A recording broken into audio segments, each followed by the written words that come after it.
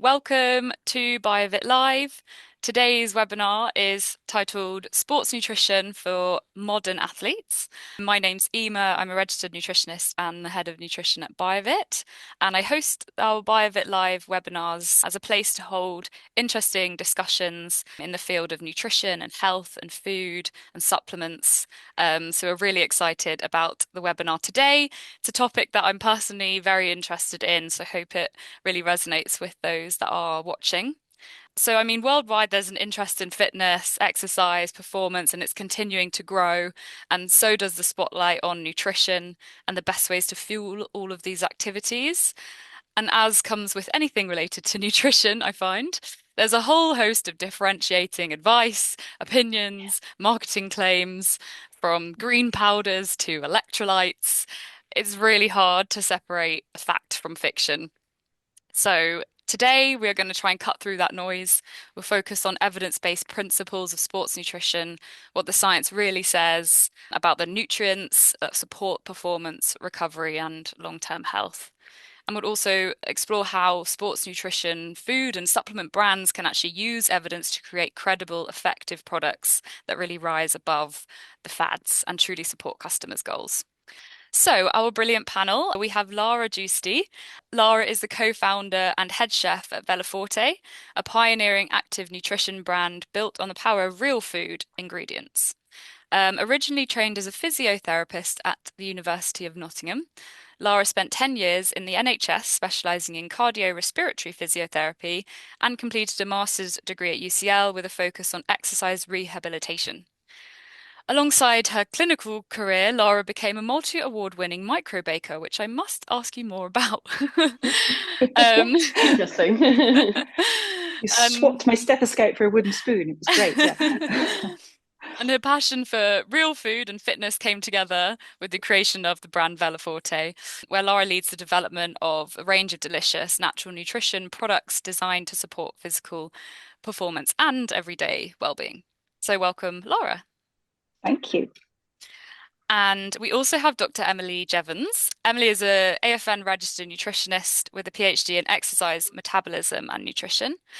Her passion for nutrition began during her undergraduate studies, where she saw firsthand how essential nutrition is for optimizing health and performance. Emily has a range of roles across the nutrition industry, from being a university lecturer in nutrition to consulting for British Cycling on nutrition education. She now works as a performance nutritionist for one of the World Tour men's professional cycling teams and also supports athletes through a company called Total Endurance Nutrition. Emily is passionate about empowering people with the knowledge to make informed choices about their nutrition. And outside of work, she is a triathlon-loving mum, navigating the juggle of training, work, and family life. And she's doing very well. Trying to. Some days easier than others. So, welcome both of you, and thank you so much for joining. I'm going to kick off with a quick warm-up question, which is what is your favorite sport to play or type of exercise to do? Who's first? Oh, go on, Emily. Oh, You spoke. there you go. I guess triathlon mostly, so swim, bike, run, but I also am big fan of strength training. I actually used to hate it, and then I took it up more when I was pregnant with my little girl, and then now it's like hard to get me out of the gym to do more of my tri training because I really, and obviously it's great because it goes alongside very well. But yeah, I'm now like, oh, I wish I hadn't neglected it when I was younger. Anyway. Oh, that's really cool. What about you, Lara? Yeah, and I think of a lady of a certain age, I think, yeah, strength and flexibility training is really important. So I'm massively into my yoga at the moment and body weight exercises. And that's just so important to keep your soft tissue supple as you age. Brilliant. Love it. Love both of those. So let's go into sort of the first section of the panel discussion, which is all about fueling training and recovery and performance. So, Emily, coming to you, would you be able to talk to us about the key considerations for fueling individuals during sports and exercise? Firstly, think of nutrition as a whole would just be energy and macronutrient needs. And I always say most people should try to start off with actually just getting the foundation right and actually trying to get a good balance across the board, hitting all the micronutrients and macronutrients.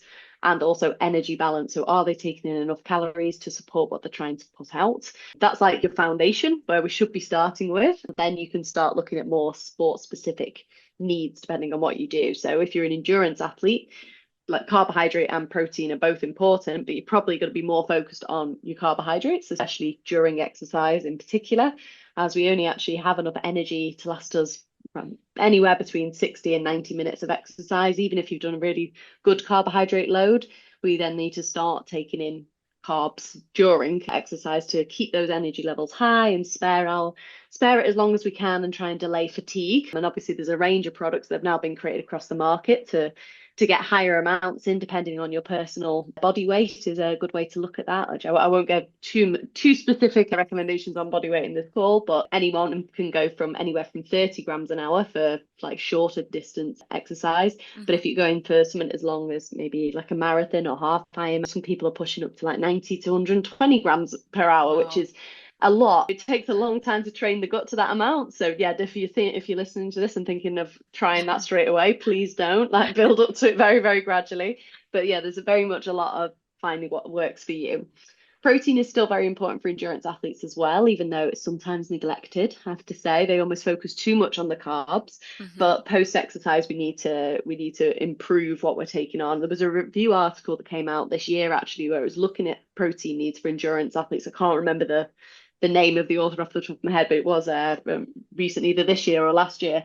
And they're saying it's now like 1.6 to 1.8 grams per kilogram of body weight is how much we should look at protein needs per day, and spreading that out in endurance athletes specifically. So a bit higher than what people are habitually taking on. But I think the key point for me is actually just spreading it out equally. So we often see at breakfast, unless people are cooking eggs in the morning, people neglect it and just have like a carbohydrate based cereal, and they're sometimes struggling to get protein in that time of day. Everyone always has it in the dinner. That's Yeah. like, I think maybe it's just cultural, but I think that's probably one of the challenges that people face, is actually trying to equally spread out their protein intake gradually. Strength training is the opposite, where they almost focus too much on the protein and always forget about the carbs, which is really interesting. The contrast, isn't it? And protein intake is generally meant to be a little bit higher if you're mainly a strength focused athlete. So thinking more, I think 1.6 to I think 2.2 is the highest that we see in the literature, and that's grams per kilogram of body weight. So it's a bit higher than the endurance athletes because they've got more muscle building and hypertrophy goals, so it does need to be a little bit higher. But then they almost forget about the carbohydrate needs for actually their energy and replenishing those energy stores after exercise as well, because you still need energy to actually lift weights. You can't just rely on repairing them. I'm probably rambling a little bit now, but as I said, it's quite a broad question, so No, it's very it's easy yeah. to ramble on. No, that's But really, really, really, really yeah. helpful. A couple of sort of quick follow-ups. In terms of the carbohydrates, you mentioned like 30 grams. What does 30 grams of carbohydrates look like in a food? Can you give any examples of how you might meet that? Food specifically, I think Just of to sort a of bring it a bit more general tangible, food. yeah. I mean, depending on the size of the banana, you probably get like 20 grams from banana, Yeah. depending on the size of it. Dates as well. I think it might be like 6 to 8 dates, and obviously depends on the size of them. Yeah. It's sometimes hard, but then if you want to be more specific, sometimes that's where sports nutrition supplements come in quite handy, because they're hmm more set amounts. So like your energy bars, you can usually find, I'm sure Lara can give an example from Veloforte with like a specific amount. It's a bit easier because the sizes don't really vary as much. hmm Or energy gels are always quite an easy one as well. Usually the content on the market varies between 20 and 40 grams, depending on the brand that you're looking at. So they could be quite easy as more sports specific options, easier to carry and won't get squashed. Yeah, that's an issue with bananas. Yeah, exactly. And I definitely relate to finding it a bit difficult sometimes to get protein in breakfast because I'm a big porridge lover. How can we get a bit more protein in those sorts of breakfasts? Yeah, so it depends on how you want to do it, but like using things like Greek yogurt to mix hmm in with, if we're looking at porridge as an example, using Greek yogurt and the higher protein ones with lower levels of fat are quite good. Or you can use a protein powder as well. It's also an option if you're happy to do that. It depends how much you have of that at other times in the day, because if you're already having that later on, I probably wouldn't recommend it having all the time. You got to spread out your intake. And then using things like nuts and seeds as well. Little nutrient powerhouses, I like to call nuts and seeds. Yes, they do have higher fat levels, but they're healthy fats. So as long as they're taken within moderation, they can actually provide you lots of benefits in your diet. So little things like that, we can increase our protein intake slightly, but the more Yeah. time you have in the morning, the better. But it's obviously not that simple when we all work and stuff, isn't it? I'd love Yeah. to cook a lovely full breakfast from the beginning every single day. So. Yeah, definitely. And then in terms of recovery, you mentioned obviously a bit about protein being important. Is that sort of the most important nutrient for recovery? I'd say as a whole for macro in terms of macronutrients, yes, it is the like our body is the foundations of it is protein and amino acids. So trying to get complete amino acid profile throughout the day. I always recommend if you are a meat eater, have meat plant-based proteins, get a variety throughout your day. And if you are plant-based, it's just important to get lots of variety in your plants to try and make that complete profile of proteins instead of just sticking to one or two plants. The more variety, the better if you're plant-based. Any other considerations you'd want to add there? If we go back to recovery, I'd probably just say a good thing to think about, like not just nutrition, is the 4 R's. So rest, so thinking about sleep. Rebuild is obviously your protein. Replenish, thinking about your carbohydrate and your energy needs, and then rehydrate as well. So that's quite an easy thing for people to think Nice. about when they think about recovery. 4 R's, like, are you ticking all those boxes? Yeah, I I really think a lot like of that. people neglect the rehydration, don't they, Emily? Yes, yes, that's Yeah. also a neglected area. That's really Remember, good. I like half the my three R's. water. Brilliant. All right. And in terms of hydration, is there a recommendation for how much is needed, or does it depend on the individual? Depends a lot on the individual, to be honest. I try not to give too generalized recommendations for hydration because everyone's sweat rates are really, really different. Hmm. So I always recommend one, mostly actually just drinking to thirst, like drinking before, during, and after exercise. But Hmm. throughout the day in general, have a water bottle with you so you can always drink to thirst. Because half of the issue is the nation leaves everything downstairs. They don't have a glass of water next to them. So even if they are thirsty, they don't think to go downstairs and get one. Whereas naturally, if you have one there, you will start to sip a drink throughout the day anyway.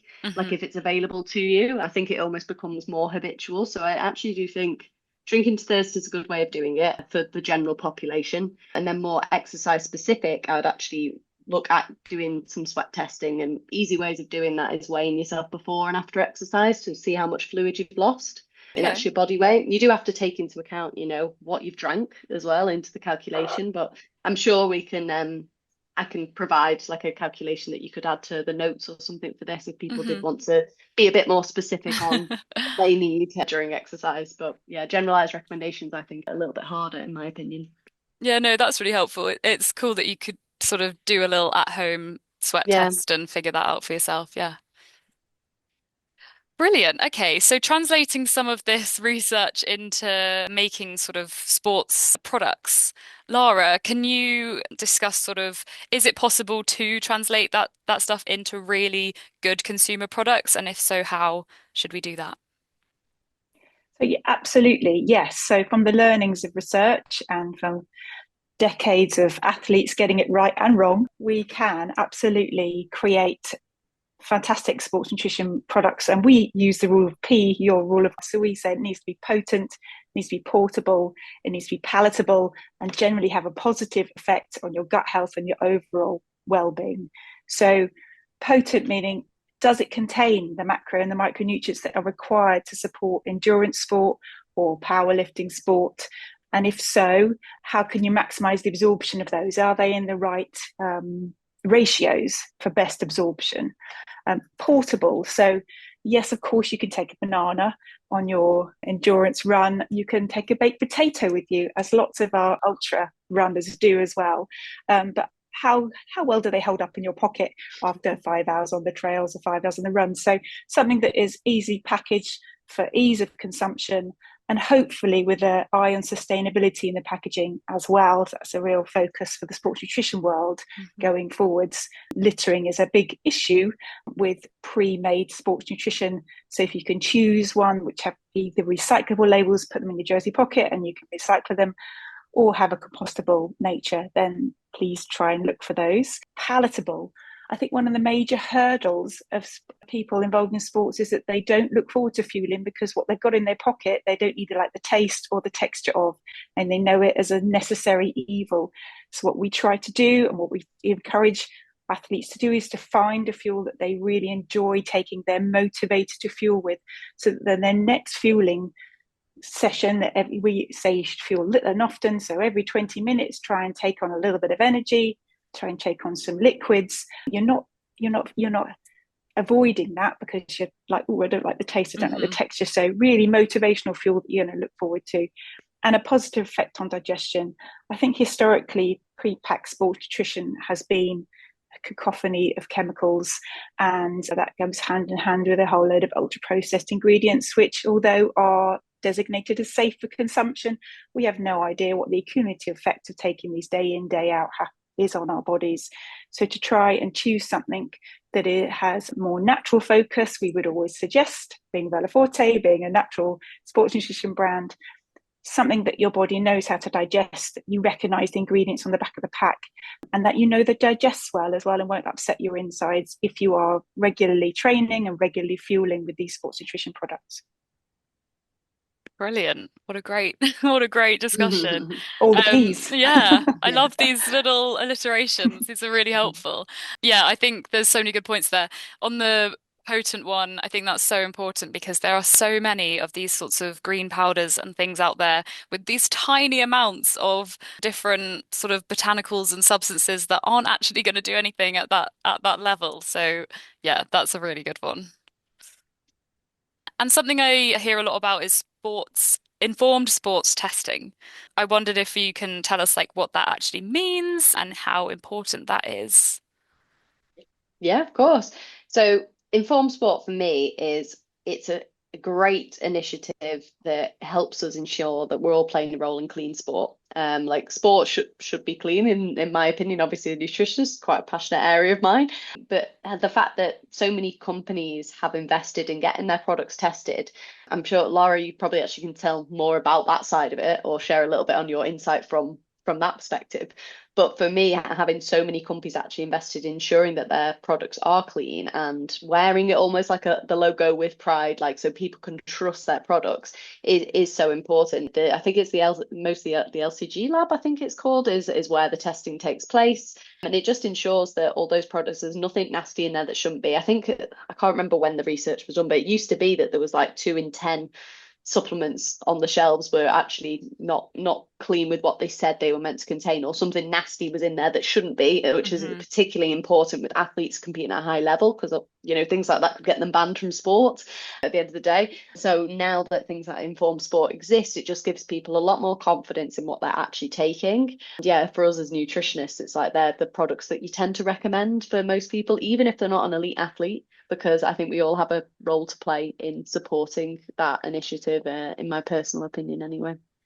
And it's really simple to search for products as well. I think the website's quite user friendly, so it makes it also very easy. One more note though, just thinking about it before I let Lara say her side on it, but if you are a consumer and you're using the Informed Sport website, or you see a product with the Informed Sport logo, don't just assume that all products from that brand are tested, because they might only choose to get some of their products tested. I can think of one brand in particular, I won't say their name, but they only have their elite range Informed Sport tested. Their other products they don't, because I think it obviously isn't a cheap and expensive, it isn't a cheap process for the brands to actually do. So I can understand that they might only use some products that they are marketing towards top athletes. But yeah, so just as a little caveat there, it doesn't mean all of their products will be, and just make sure you check individual product labels. But yeah, any thoughts on it from your perspective, Lara, and actually like the ins and outs of it from a brand and a company? Absolutely. So informed sport testing, you're absolutely right. It gives you that sort of gold stamp of there is nothing in this product that is a banned substance. So a banned substance that is not a performance enhancing banned substance. But that is all it tests it for. It doesn't test it for cleanness of ingredients, of heavy metals, food safety, or even nutritional components that it's proposing to contain. It is literally a test for whether it contains banned substances or not, so performance enhancing substances. So as a food producer, as a sports nutrition producer, and for athletes out there looking to supplement their sports with sports nutrition, you should also look beyond that. So you should look for companies that are BRC registered in the UK, that have adhered to all the food safety standards, that maybe third-party test their products for heavy metals and toxins, because all of these will have an effect on your long-term health and on your performance too. So I think informed sport definitely has its place. But what I find interesting is that you have these elite athletes who will only use informed sport tested products, and yet they're traveling through airports, buying sandwiches, eating out of hotel restaurants. And it can come simply down to maybe somebody with a steroid cream on their hand has made your sandwich.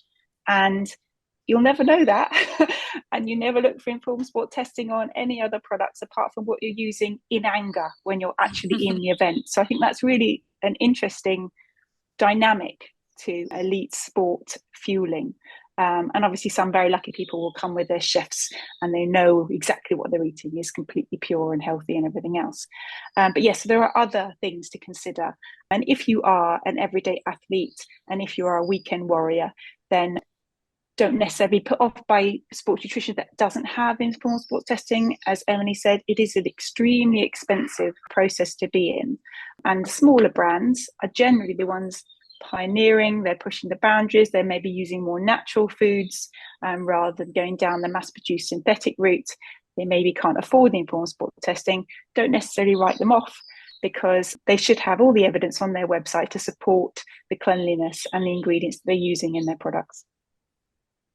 Yeah, really, really, really good points. And I think it's a really good sort of perspective to look at not only those supplements that someone is taking, but their whole diet, and you can't sport inform everything.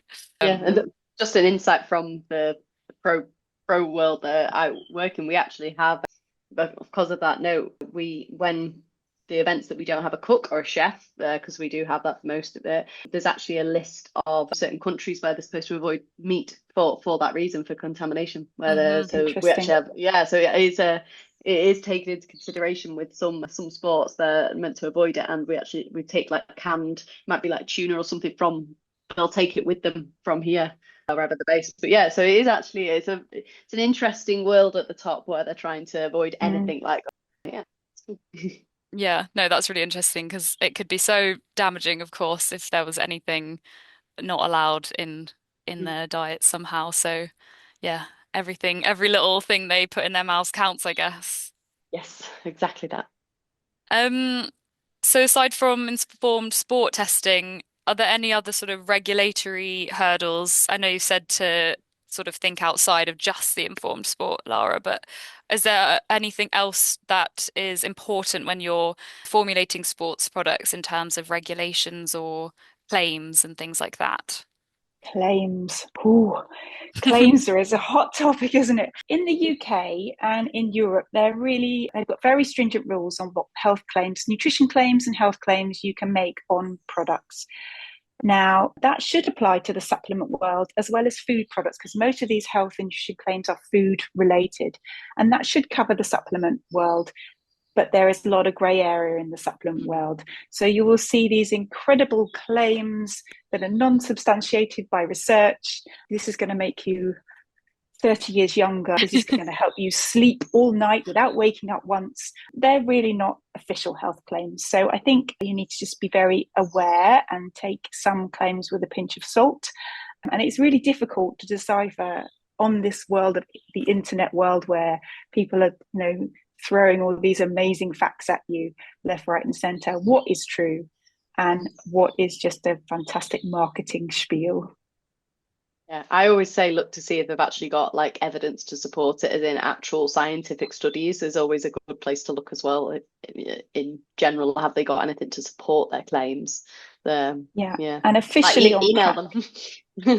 Email them and officially unpack. If you're using an authorized health claim or authorized nutrition claim, on the back of pack should be asterisks to exact wording of the authorized claim. So if they don't have any asterisks and they're making these bold claims, it's not necessarily trustworthy. Yeah, It's so difficult, even as nutritionist who knows this sort of stuff, to still be misled by products because there's such clever ways of marketing. So I think they're really good points.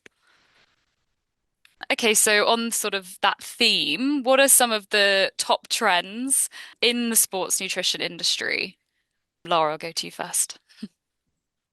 So what's really interesting within sports nutrition, active nutrition, is this blurring of the barriers between health and wellness and active or sports nutrition. So people are looking at more a holistic approach to fueling, this 360 nutrition approach. Emily, you mentioned it earlier. It's not just about the energy you're taking in while you're exercising or the protein supplement you're taking for your recovery. It's this foundational health that people are really considering more now, which is excellent and is the way forwards. You can't possibly expect amazing performance if the only time you think about what you're fueling you is when you're actually exercising.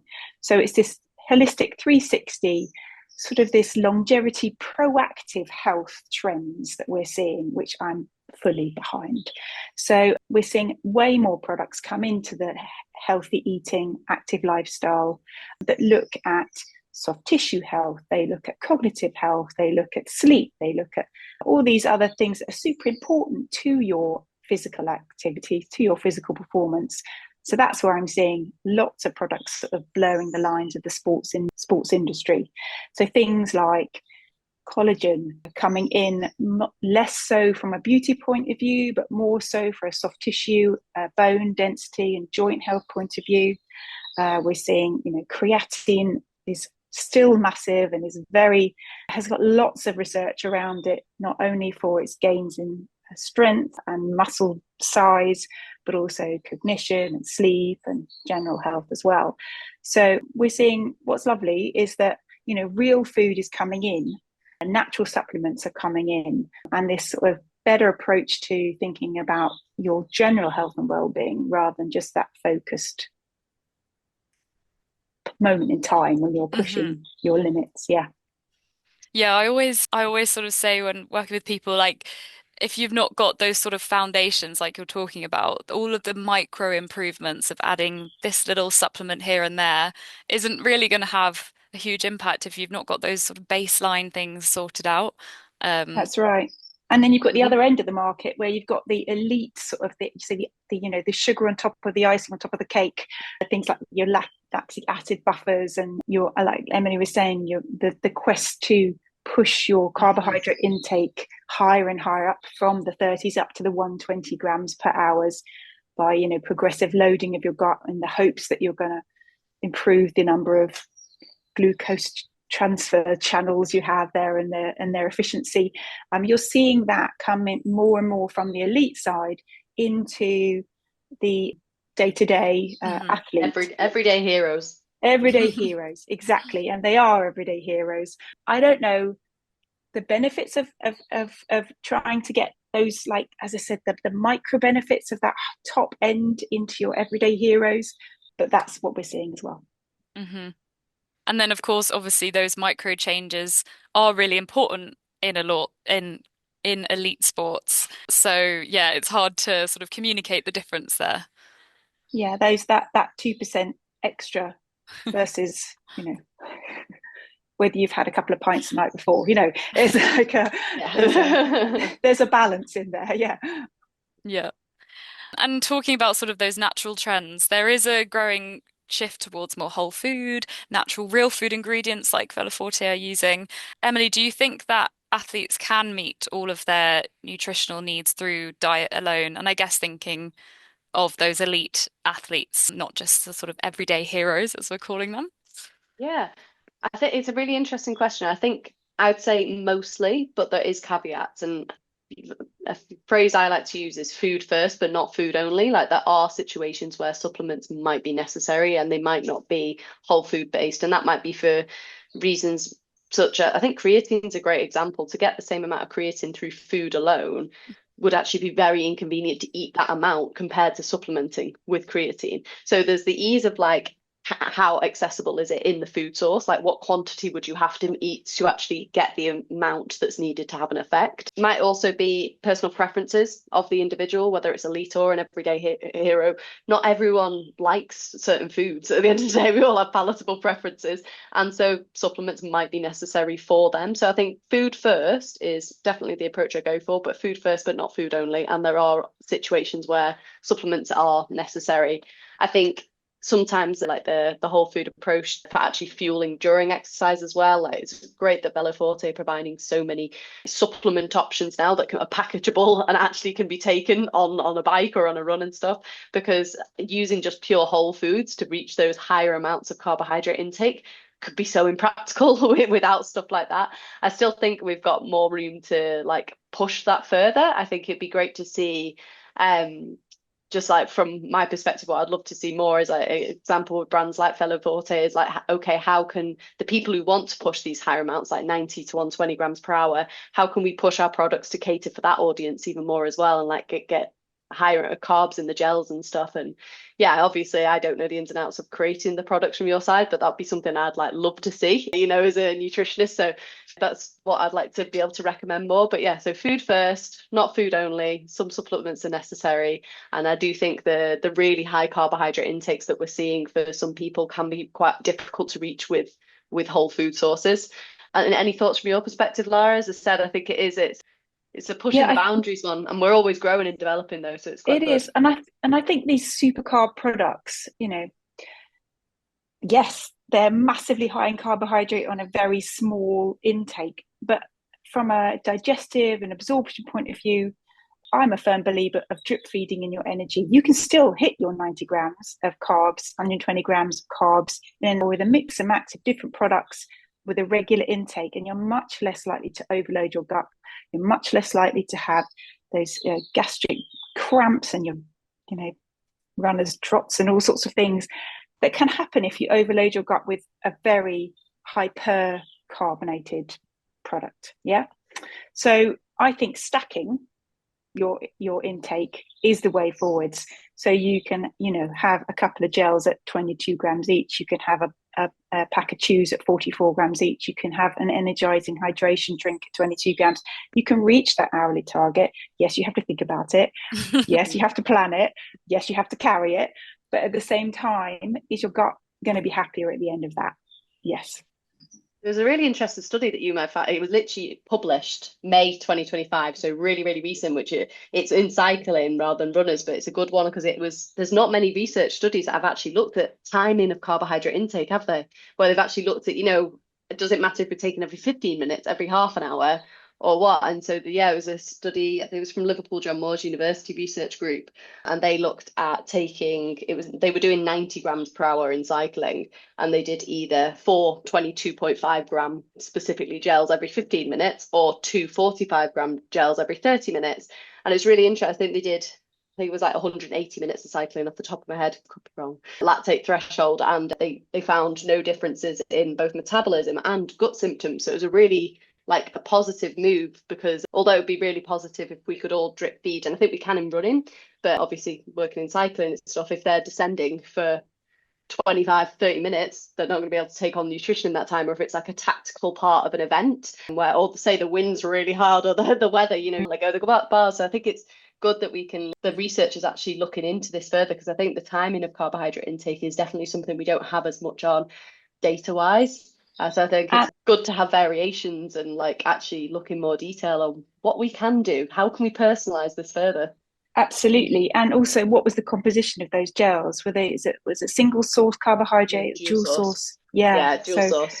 Yeah, great. Which is also a very, very big factor. I think dual source all the way. Yeah. I can't remember if it was 2 to 1 or 0.8 to 1 ratio. I think that because the gels they used in that study, I think, were made for that study. I don't think it was a commercially available gel. And as I said, it was one of the first kind of actual studies on the area, but it's definitely one that we could look into more. The Veloforte products, they're dual source, aren't they? I've seen that they are. They're natural sugars, so yeah, it's good. Isn't everything it like comes. Rice syrup, brown syrup, rice brown syrup, is that one? The gels are made of a combination of 3 plant-based syrups. So it's brown rice, maple, and date syrup. So you have all the glucose and fructose in there working hand in hand, and then they're flavored just with fruit juices and natural botanicals, so herbs and spices. So super good on your gut, the right energy delivery to keep your energy sustained without overloading your transporters. And that's just the gels, but of course we do bars and chews and everything else too. I remember when you guys first started, so yeah, it's great to see how much the progression in product range has come on and stuff. So yeah, it's really good.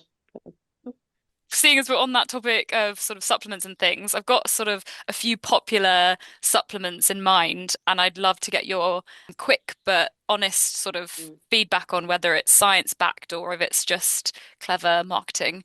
So I will go to Lara first. What about BCAAs versus protein powders? So BCAAs, branch chain amino acids, they are amino acids. They're three different proteins. So they are part of your 9 essential amino acids. They're leucine, isoleucine, and valine. And if you're taking a protein supplement that says it's a complete protein supplement, they will also contain these branch chain amino acids. So really, there is some evidence to suggest that branch chain amino acids, just those 3 amino acids, may help you with your anti-fatigue. So if you take it before exercise, you may get a little boost in anti-fatigue, a boost in energy. But if you're thinking of post-exercise recovery, then a complete protein shake will probably give you more of a comprehensive recovery than just focusing on those branch chain amino acids. Okay, interesting. Yeah, because I see the BCAAs often in energy drinks. So would it be the caffeine or the BCAAs that would actually give you that impact? It's a good question. So caffeine doesn't give you any energy. I think Emily will just corroborate me here with it will increase your focus and your attention, and it reduces your perception of exertion. So it makes everything feel easier, but it's not really easier at all. So brilliant. And difficult to know on those energy drinks which one is doing which, but if they work for you, go ahead. They probably also have a load of glucose in, so also and the sugar will be giving you the energy. That, exactly, yeah. Yeah, I agree with what Lara said. I'd say we're starting to see more of a trend as well to move away from BCAAs and people just more going for EAAs, like essential amino acids as a whole, rather than just branch chain. But you're right, if you're actually getting whole sources of protein and you're getting a variety of different, both be the plant-based. I think plant-based sources of protein always get neglected in general, like people forget about them. So I think if you're getting a complete profile, be it being meat or plant-based sources, then you're probably actually getting all the essential amino acids you need. But they do provide a good insurance policy. Like if you know you're not getting enough, or if you're, say you're traveling and you know you're restricted on your diet, maybe you're doing long haul flights where you're having just plain food, might actually be quite beneficial to use a supplement as a backup there. Yeah, and I think always people go, sorry. I was going to say there's always like certain situations where things like that can be quite useful.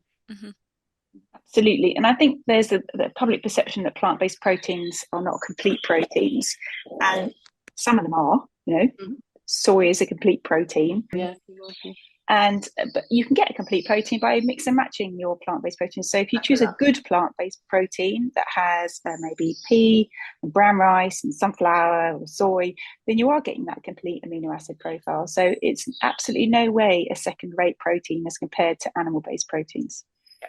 I completely agree. Just more variety is needed. That's all that the caveat is with plant-based. Yeah. Brilliant. Yeah, it's really cool to hear about sort of different situations where these things might come in handy. Okay, what about green powders, Emily? Right. I see them personally as, I think they're good as like an insurance policy, almost like I said about essential amino acids there, where generally most people, if you're having a healthy balanced diet, you'll actually be getting most of the micronutrients you need in your diet. And my little like annoyance with greens powders is a lot of them, this might change in the future, but they tend to lack direct evidence. So they provide evidence for certain ingredients in the product, but not actually does that product as a whole have the effect that they are stating to. So that's my little annoyance, is that a lot of them, not all, the do lack that like direct, we've tested our product, it causes this, this, and this, and they're more focused on individual ingredients. But most of the ingredients are not actually at a level enough to make a difference that they are claiming. So for most people, I think they're very expensive and probably not something you need to prioritize unless you know you really don't get any micronutrients in your diet and you have a really poor diet. Then yes, they might be beneficial to you. Or like I said, as like an insurance policy, if long haul travel, or you're traveling somewhere new where you feel a bit more like you're going to be sticking to plain foods, you might have, I don't know, stomach issues where you're scared of trying foods abroad or something, might be helpful in those situations. But in general, I do think they're quite expensive for what they are, really. I'm not sure. Lara, do you have any thoughts? I think they're along those trends of the sort of passive healthcare where Mm. you take a pill, you mix some powder into a drink, and suddenly, oh, I'm a new person. All my problems are solved. Nothing beats a healthy, balanced diet and an active lifestyle. So if you think putting a scoop of green powder in your water is going to fix your health needs, you may be left wanting. So yes. Yeah. Brilliant. So quite similar opinions. Yeah, that's great. Thank you. How about collagen, Lara? So collagen, there's not a lot of great research to suggest that collagen was going to dissolve all your wrinkles and suddenly make you look 20 years younger, although every single collagen brand on the market that's where their leading claims come from. But there is more research, and I'm hoping there will be more in the future, to suggest that it does help with your bone mineral density. It does help with arthritic changes, with inflammation within your joints. And so this rise of collagen for the active person for longevity, for your soft tissue health, I think really, well, that's why we launched our own collagen powder with BioVit. Shameless, that was shameless. It's got to be done. It's got to be done. We firmly believe that it does have a place. It's high in protein. It contains all the amino acids that your body needs to create its own collagen. It's not a complete protein. It's missing two of the essential amino acids, but so is your natural collagen. So it gives you everything you need to produce collagen. And I think if you mix that with a high quality vitamin C, like our beautiful BioVit micronutrient organic blend, then you can stimulate your collagen production and really support your soft tissues on a daily basis. Yeah, I was gonna ask. I was like, please say it's got vitamin C in it. So yeah, I'm glad yes. glad it does. Yeah, yes, it's got essential. Yeah, vitamin C, vitamin D, and zinc in there as well. So your vitamin D for your bone support, your zinc for immunity, cognition, and your vitamin C for your vitality, your energy, your collagen, your cartilage, your everything else. So yeah, it's a fantastic supplement to add to your daily diet. Brill. Okay, last one. Electrolytes, Emily. I do think electrolytes definitely play a role in hydration in general, especially during exercise. But the only caution I've got at the moment is I feel like they've become a bit fashionable. And I'd say that some people there's one brand, again, I'm thinking of a specific brand where they actually have like 1,000 milligrams of sodium in theirs, which is on the higher end. Some of them are higher and stronger than others. But it's almost, I see like Gen Pop people who aren't exercising enough to need that amount are actually using like this kind of supplement. So my kind of fear is that too many people are going to use electrolytes unnecessarily. And in general, we already have like quite a high salt diet for most of the UK. So my only concern is it becoming too fashionable for people who don't necessarily need that high amount? And so somehow we need to try and like educate on different electrolyte strengths, having like comparisons of different, because every brand has a different product and they have different strengths and they can all be used, but we also all have different sweat rates, we lose different amounts of sodium. And I think, again, with hydration, I do really believe a more personalized approach is needed and more education on how to like figure out what works for you and like, are you a salty sweater? Are you not? I think they can be used daily. It's not to say that, but not these ones that are like 1,000 milligrams of sodium. Again, I don't want to name and shame a specific brand. I don't know if you guys have got any inkling of who I'm talking about, but in the back of your head. Can think of a few. Maybe I'll share afterwards.